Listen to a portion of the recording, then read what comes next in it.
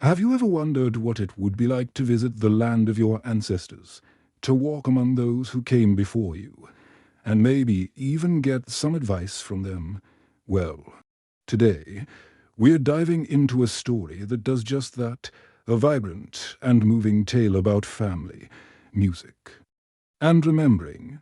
Let's explore the beautiful world of Coco. Our story begins in the lively town of Santa Cecilia, Mexico, where we meet a young boy named Miguel. Miguel has a secret passion. He dreams of becoming a musician, just like his idol, the legendary Ernesto de la Cruz. But there's a huge problem. His family, the Rivers, absolutely despises music. For generations, they've banned it completely. Why? It all goes back to his great-great-grandfather, who was a musician. He left his wife, Mom Imelda, and the young daughter, Coco, to pursue his musical dreams and never returned, heartbroken. Imelda started a shoemaking business, which became the family trade, and declared music dead to the Rivers forever. Miguel, however, can't shake the music from his soul. He's built a secret hideout where he's taught himself to play the guitar, watching old videos of Ernesto de la Cruz as the Day of the Dead, or Dia de los Muertos, approaches. The biggest music competition in town is announced. Miguel is desperate to enter, but his abuelita discovers his secret guitar and smashes it to pieces. Devastated, Miguel believes he's found a clue that Ernesto de la Cruz is actually his long-lost great-great-grandfather. In a moment of desperation, he decides to borrow Ernesto's famous guitar from his mausoleum to play in the competition, but the moment his fingers touch the strings, something magical and strange happens. He becomes invisible to the living, but he can see and interact with the skeletons of his departed relatives who are visiting from the land of the dead. He's accidentally crossed over. His deceased family members are shocked to see him there.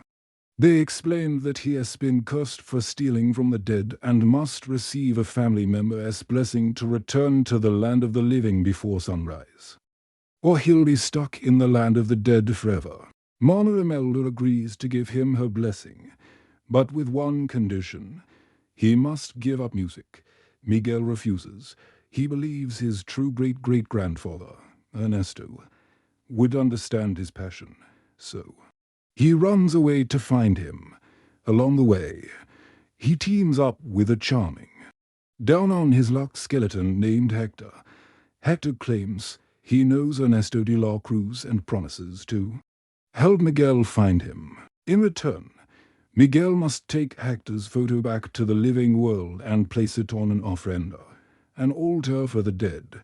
If no one remembers Hector in the living world, he will face the final death and disappear forever. Together, Miguel and Hector navigate the breathtakingly beautiful land of the dead, a city buzzing with color, music, and celebration. They participate in a music competition to win tickets to Ernesto's party, and during their performance, we see the incredible bond forming between them. Miguel's talent shines, and Hector's forgotten songs come to life. Eventually, they manage to sneak into Ernesto's lavish party. Miguel is starstruck when he finally meets his idol, but the celebration is cut short when Hector confronts Ernesto, revealing a shocking truth. Hector wasn't just Ernesto's friend. He was his musical partner. The beautiful songs Ernesto was famous for, Hector wrote them all. Hector had wanted to return to his family, but Ernesto, greedy for fame, poisoned him and stole his songs and his guitar. Ernesto de la Cruz isn't Miguel's hero. He's a fraud and a murderer. And the biggest twist: Hector reveals he has a daughter he left behind, a daughter named Coco. Hector is Miguel's true great-great-grandfather.